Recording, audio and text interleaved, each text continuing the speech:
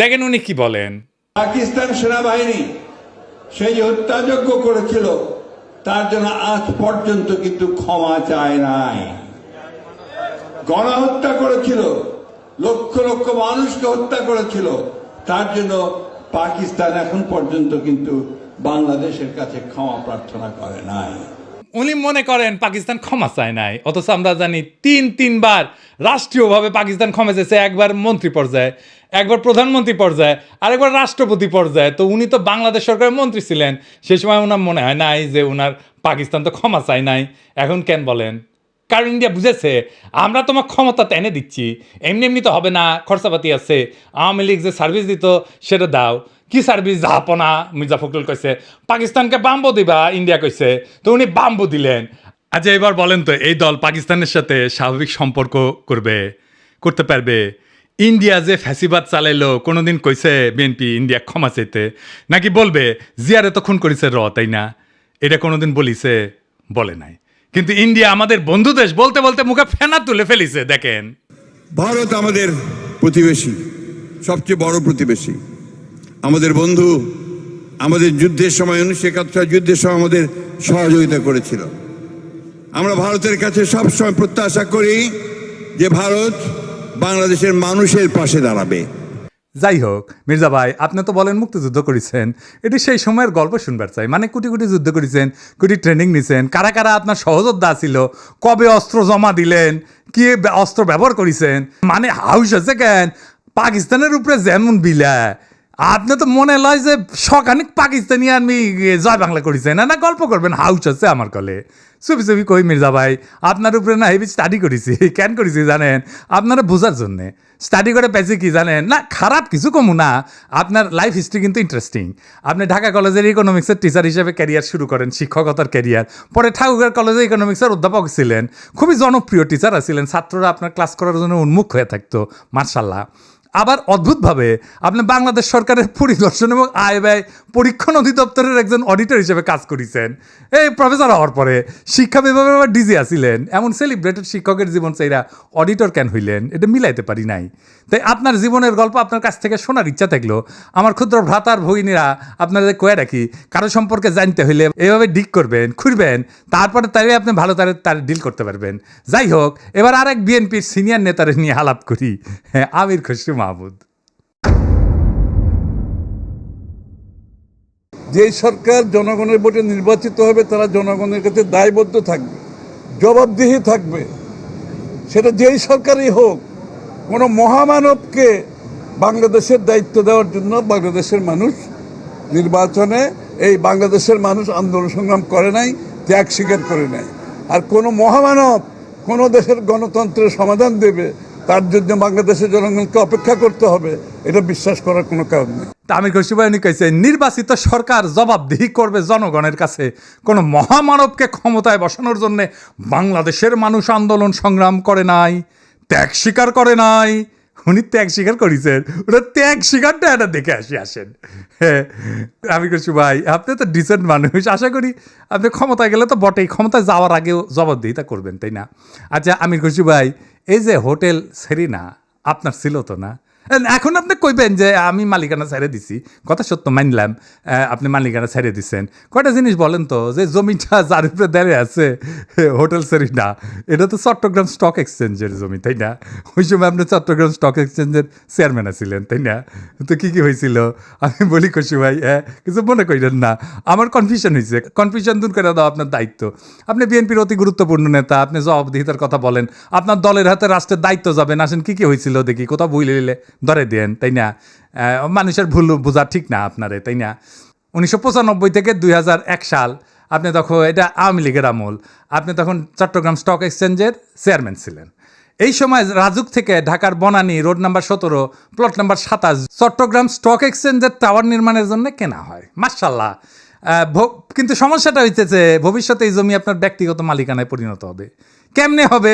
এটা বিশাল স্টাডির ব্যাপার, মেলা সময় লাগিছে কলে, এমন কঠিনভাবে এটা খাইছেন আপনি, মাশাআল্লাহ, জটিলভাবে খাইছেন কলে আপনি। এটা আপনার আমার স্যালুট জানানো লাগে।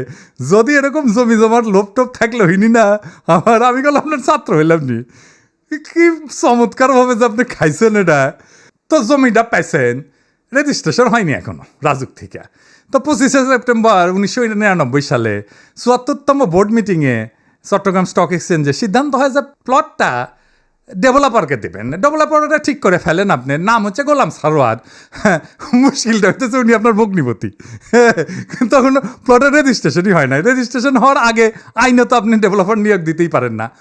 আপনি ডেভেলপারকে নিয়োগ দেন ওই মিটিংয়েই, এটা একটা প্রক্রিয়ার লঙ্ঘন, কারণ এটা তো আপনার ব্যক্তিগত প্রতিষ্ঠান না। 19শে জানুয়ারি 2000 সালে রাজুকের সাথে রেজিস্ট্রেশন হয় আপনার চট্টগ্রাম স্টক এক্সচেঞ্জের। আপনি চেয়ারম্যান থেকে নিজের ভগ্নিপতিকে ডেভেলপারের দায়িত্ব দিতে পারেন? হ্যাঁ, আপনি মুরব্বী মানুষ, জিজ্ঞেস করলাম আর কি। মানে ধরেন আমি যদি কখনো চট্টগ্রাম স্টক এক্সচেঞ্জের চেয়ারম্যান হই, আমি কি আমার ভগ্নিপতিরে স্টক এক্সচেঞ্জের জমিতে বিল্ডিং বানানোর জন্য ডেভেলপার হিসেবে নিয়োগ দিতে পারবো নাকি পারবো না? এরা কয়া দিলেন আর কি, এনে শুনলাম মুরব্বী মানুষ না। আজ এইবার 15 নভেম্বর 1999 75তম বোর্ড মিটিং, মানে একটা পরেই আর কি, এখানে সিদ্ধান্ত হয় যে গোলাম সারোয়ারের সঙ্গে চুক্তি হবে যে চট্টগ্রাম স্টক এক্সচেঞ্জকে উনি বেসমেন্ট এবং 5টা ফ্লোর দেবেন, মানে 6টা আর কি। ভালো কথা, এই 5টা ফ্লোরের কথা মনে রাখেন, বেসমেন্ট সারা 5টা। হ্যাঁ, এরপর 13 ফেব্রুয়ারি 2000 সালে চট্টগ্রাম স্টক এক্সচেঞ্জের বোর্ডকে পাশ কাটায় স্টক এক্সচেঞ্জের সিইও ওয়ালিউল মারুফ মার্টিন এবং গোলাম সারোয়ার আপনার ভগ্নিপতি। এই দুইজনের মধ্যে একটা আনরেজিস্টার্ড চুক্তি হয়, যে চুক্তি কখনো রেজিস্ট্রেশন হয়নি। আপনি আগে বোর্ডের মিটিংয়ে ডিসিশন নিয়েছিলেন 5টা দিবেন ফ্লোর, এইখানে আপনি লিখলেন 4টা ফ্লোর দিবেন। এটা কমে গেল আর কি। এইটা অবৈধ চুক্তি এবং জালিয়াতিপূর্ণ চুক্তি। এইখানে পেনাল কোড 467, 468 এবং 471 ধারা লঙ্ঘন হয়েছে। হ্যাঁ, আইনের ভাষায় কইলাম আর কি। তো 74 এবং 75তম বোর্ড মিটিংয়ে গোলাম সারোয়ারকে ব্যক্তিগতভাবে ডেভেলপার হিসেবে নিয়োগের আলোচনা হয়, কিন্তু সিইও যে সিগনেচারটা করলো না যে 4টা মিটিংয়ে, ওইখানে হোটেল সারেনার মালিক হিসাবে তার সাথে এগ্রিমেন্টটা হইল। সারেনাকে তখন হয়নি যখন আপনি বোর্ড মিটিং করেছেন, বুঝছাও।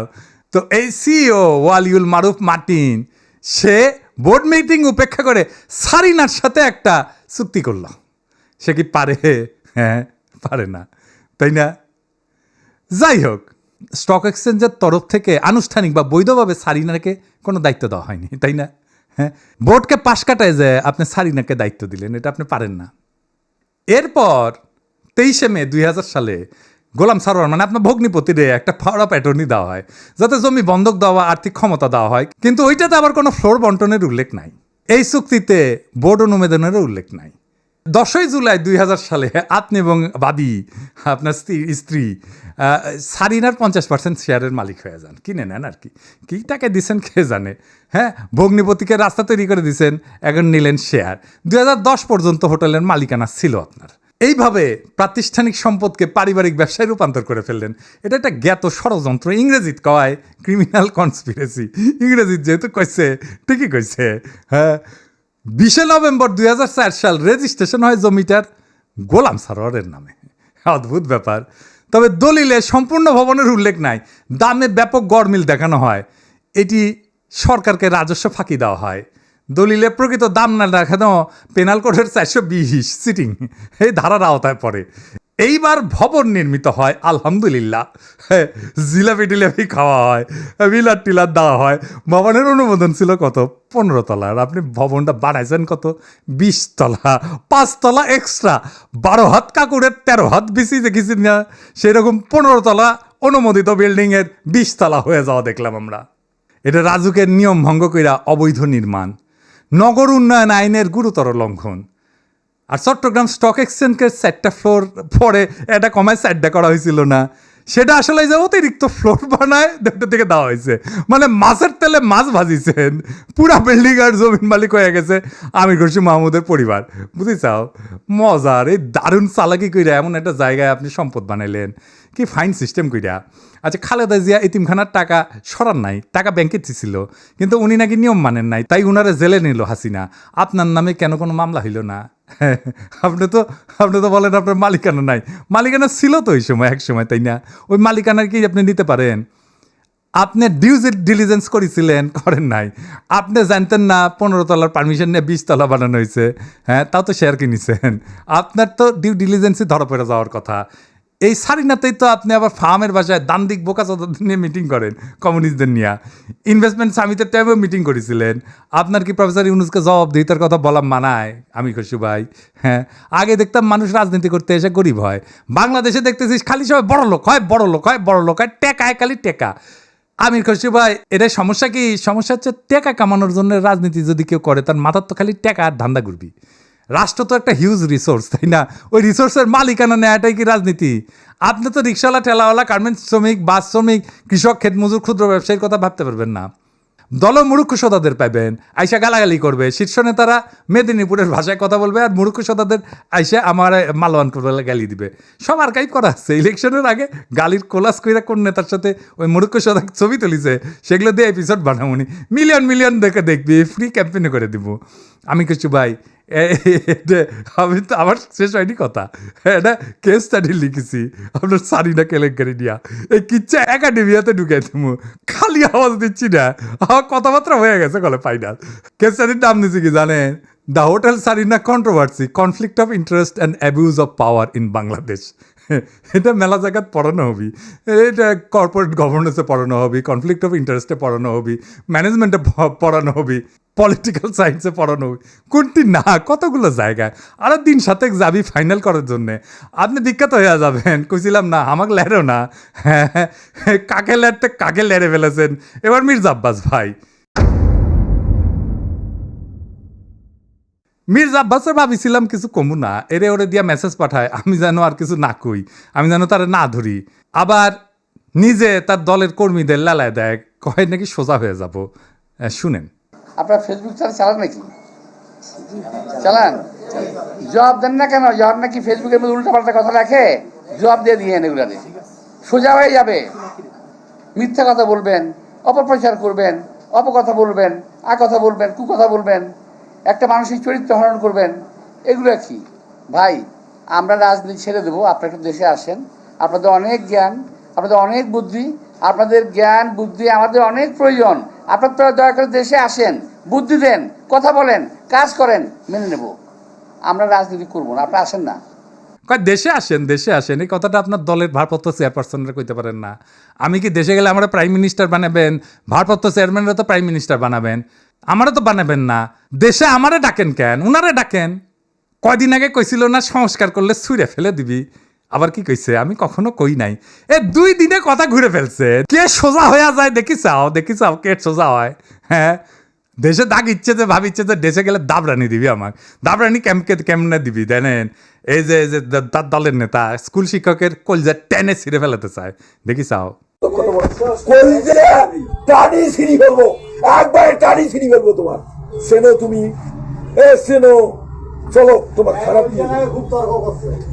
খুব আমাদের একবারে নিশ্চিন্ন করে দিব তোমার। কি কথা বলো তুমি? সেনো বিগ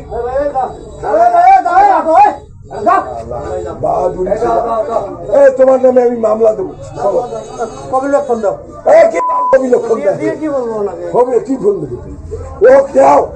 আমি থানা যায়া আমি ওখানে ইসরায়েল লিখবো, লিখি ওকে অ্যারেস্ট করে দিয়ে তারপরে আমি আসবো। কুড়িগ্রামে কি কয়, ক্ষমতা না আসতে আসতেই এই শুরু করেছেন। ক্ষমতা গেলে কি করবেন এটা পাবলিক জানে। আপনাদের তো উন্নতি হইতেছে না, ক্রমাগত অবনতি হইতেছে। দুঃশাসন শুরু করলে আবার লড়াই শুরু করব। দেশের মানুষকে তো আর অরক্ষিত রাখা যায় না। মির্জা আব্বাস ভাই, আমি সোজাই আছি, কিন্তু আপনারা একেবারে ফ্ল্যাট করে দিব, একেবারে হুতায় দিব, উঠবার পারবেন না। এই বুড়া বয়সে আপনি কল্পনা করতে পারতেছেন না আপনারা আমি কোন দিক দিয়ে ধরবো। মিশা কথা আমি কইছি, কোন কথাটা মিশা কইছি কইবেন? হ্যাঁ, কোন সেক্টরে মুক্তিযুদ্ধ করেছেন, কার সাথে যুদ্ধ করেছেন? আমি নানাভাবে ক্রস চেক করিয়া কইছি আপনি বালের মুক্তিযুদ্ধ করেছেন, মুক্তিযুদ্ধের নামে মিথ্যাচার করেছেন। দিন বদলাইছে মির্জা আব্বাস ভাই, শেরের উপরে শোয়াশের আছে। শোনেন মির্জা আব্বাস ভাই, মানুষের 3টা জিনিস ডরায়, এই ডর দেখায় মানুষের শাসন করছেন এতদিন। জানের ভয়, সম্মান হারানোর ভয়, আর সম্পদ হারানোর ভয়। আমার জানের ভয় নাই, সম্মান হারানোর ভয় না, আমার সম্মানই নাই। হ্যাঁ, আপনি কি নিবেন? আর সম্পদ এটাই, এই যে এটা কেড়ে নিতে পারবে না কেউ। আপনার লেসপেন্সারদের পিছে লেগে দিতে পারেন, বালটাও শিখতে পারবেন না। বাংলাদেশের পলিটিশিয়ানরা দুধে দেওয়া তুলসী পাতা না, সব বিগ শটের আমল নামা বাইর করবো টাই না। এইভাবে এই দুর্নীতি আর দুর্বৃত্তায়নের খাজে খাজে বাংলাদেশের রাজনীতি আজকাল এক অলিক নাট্যশালায় পরিণত হয়েছে, যেখানে দাবি দেওয়া আর আচরণ 2টা ভিন্ন গ্রহে বাস করে। এখানে কেউ মুক্তিযোদ্ধা হয়েও যুদ্ধের ইতিহাস বিকৃত করে, আবার জনগণের শাসনের বুলি আওড়ায়, চতুরতায় জনগণের সম্পদকে ব্যক্তিগত সম্পত্তিতে রূপ দেয়। আজ যারা ক্ষমতার বাইরে তারা জবাবদিহিতার গান গায়, কাল যখন তারা ক্ষমতায় তখন জবাবদিহিতার ঊর্ধ্বে ওঠায় হয় তাদের অভিষ্ট। রাজনীতি আজ জনগণের না, নিজের ভাগ্য বদলানোর জাদুর কাঠি। আজ যে দল ইন্ডিয়া বিরোধী স্লোগানে জ্বলে ওঠে তার বয়ানি আবার ভারতীয় লাইন টু লাইন কপি হয়ে ফিরে আসে ঢাকার রাজপথে। যারা বলেন আমরা নির্বাচিত সরকার চাই, তারাই আবার নির্বাচন আগে নয় পরে টাইপের গানের লিরিক গায় কেন? হ্যাঁ, কারণ এবার মিউজিক ইন্ডিয়া বানাইছে। আর আপনি যদি জনগণের পক্ষ নিয়ে কথা বলেন, আপনাকে বলা হবে তুই কিসের দেশপ্রেমিক। অথচ প্রশ্ন করার সময় এখনই। জানতে চাই, আপনি যদি জবাব দিতে চান, নিজে কবে জনগণের সামনে দাঁড়ায় জবাব দিছেন? একবার বলেন, একবার দিচ্ছেন জবাব? জনগণের সামনে দাঁড়ায় জিন্দেগিতে দেন নাই, এখন জবাব দিতে চাইতেছেন আপনি প্রফেসর ইউনূসের কাছে। বাহ, মজা আরই মজা। আপনি যদি বলেন দুর্নীতি হবে না, আপনি নিজের জীবনে কোন অধ্যায় প্রমাণ করছেন? দেশের মানুষ সব বুঝে, বোকা না। এখন কেউ চোখ বন্ধ করে ভোট দেয় না। তারা জানে ঢাকা শহরের প্রত্যেকটা বিল্ডিংয়ের ছায়ায় লুকায় থাকে এক একটা রাজনৈতিক ষড়যন্ত্র, একটা দুর্নীতির ইতিহাস। এখন সময় আসছে গলা ছেড়ে বলার, এই দেশ কারো বাপের না, পারিবারিক ব্যবসা না। এদেশের জমি, গ্যাস, শিক্ষা, ভোট সবই জনগণের সম্পদ। আর এই সম্পদের হিসাব চাই, জবাব চাই, বাম ডান না, ন্যায় অন্যায়ের মাপকাঠিতে। কারণ আজ আপনারা রাষ্ট্র ক্ষমতা নেওয়ার কথা বলতেছেন, নির্বাচনের কথা বলতেছেন, আপনার বগলে পুরানা লুটের খতিয়ান।